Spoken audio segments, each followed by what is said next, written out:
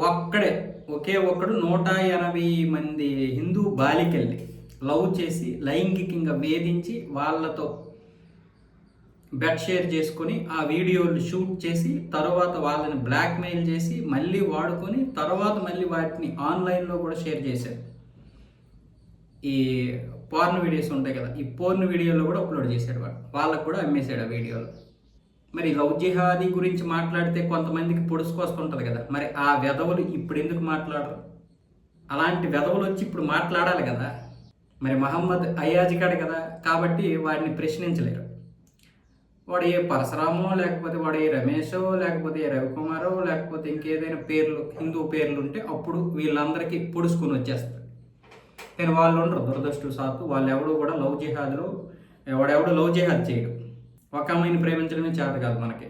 ఈ వెధవలు ఇంత దారుణంగా చేస్తుంటే మరి ఒక్క అమ్మాయికైనా స్పృహ లేదా? మరి ఈ చెత్త వెధవలకి ఏమవుతుంది, మన అమ్మాయిలకి ఏమవుతుంది?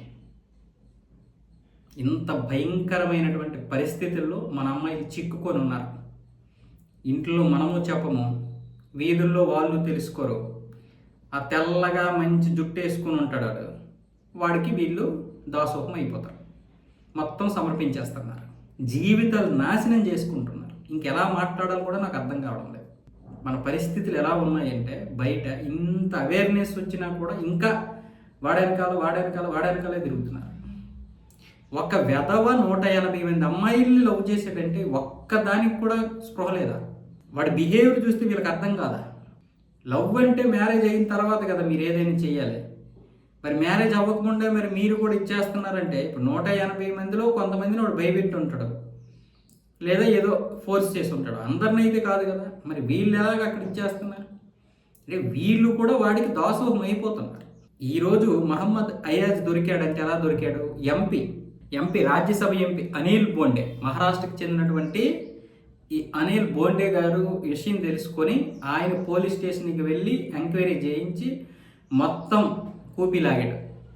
పోలీసులు కనుక వీడి మీద కేసు బుక్ చేసి కోర్టులో హాజరుపరచకపోతే ఆయన మొత్తం ధర్నా చేస్తానని భయపెడితే అప్పుడు పోలీసులు స్పందించారు గట్టిగా.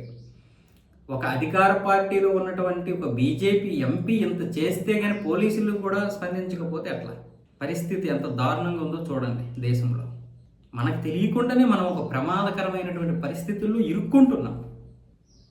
మనం ఇక్కడ మేము సేఫ్గా ఉన్నాం అనుకుంటున్నాం, కానీ మనకు తెలియదు.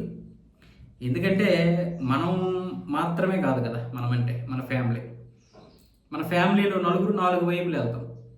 ఎవరు ఎక్కడ ఏ ట్రాప్కి గురవుతున్నారో మనకు తెలియదు. వాస్తవాలు ఇవన్నీ. స్కూల్కి వెళ్ళిన మన పాప ఏ విధంగా ఎవరితో ఏం చేస్తుందో తెలియదు. కాలేజీకి వెళ్ళిన మన పాప ఎలా వస్తుందో తెలియదు. యాక్సిడెంట్లు ఇవన్నీ పక్కన పెట్టండి. కొంతమంది వెధవలు మనకు తెలియకుండానే మన జీవితాలు నాశనం చేసేస్తారు. ఆ విషయాలు తెలియకుండా మన పిల్లలు ఎవరిని పడితే వాడిని నమ్మేస్తూ ఉంటారు. ఇంత దారుణంగా ఉన్నాయి.